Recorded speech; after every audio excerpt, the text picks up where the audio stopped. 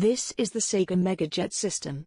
While the Megadrive was less popular in Japan than the rest of the gaming world, Sega nevertheless looked to expand its user base in innovative ways, one of which was by creating the Megajet, the name coming from the concept, a semi-portable version of its 16-bit hardware which could be rented for flights on Japan Airlines, allowing users to play games on the LCD TV mounted in the headrest of the seat in front.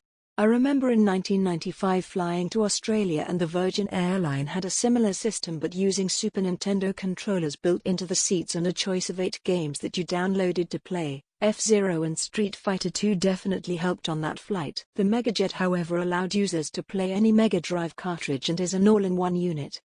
In 1994 Sega released a consumer version, the idea being that you could easily transport it to a friend's house to play. It isn't a true portable as it needs to run off mains power and has no screen. In 1995 Sega would create a true portable Megadrive in the Sega Nomad, which it released in the US market.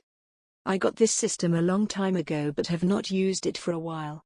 The system comes boxed with a manual that shows the usual things, how to hook it up, troubleshooting etc., as well as a game, columns 3, plus an AV cable and power supply. The console itself differs from most Sega consoles of this time in that it is made of a grey plastic as opposed to the more usual black. The back of the console has little of note except the model and serial number details. Remember, this system runs off the mains, so there is no battery compartment. The top of the console has the power-in socket and the AV socket, which is the same as used in the Model 2 Mega Drive or Genesis. There is also the slot for the cartridge as you would expect. The front of the system has the usual directional pad as well as the full 6-phase buttons. These are the usual high quality that you'd expect from Sega. A power LED shows when the unit is switched on. Where you would expect the screen on a portable to be is just a sticker and the logo. There are also start and reset buttons. The bottom of the unit has the headphone jack and volume dial, as well as a port for a second controller.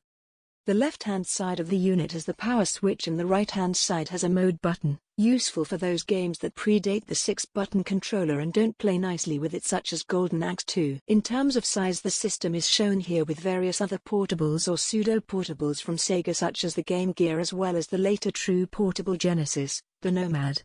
In addition, Sega's true masterpiece, the Multi-Mega, also known as the CDX. You can clearly see how much lighter in color the system is in comparison to its siblings. The lack of screen and batteries make this surprisingly light, but it is well constructed and comfortable to use. Following is a quick video of it hooked up to a small LCD screen to simulate the experience of playing on a flight, although with extra legroom, and you'll need to provide your own in-flight snacks. Enjoy.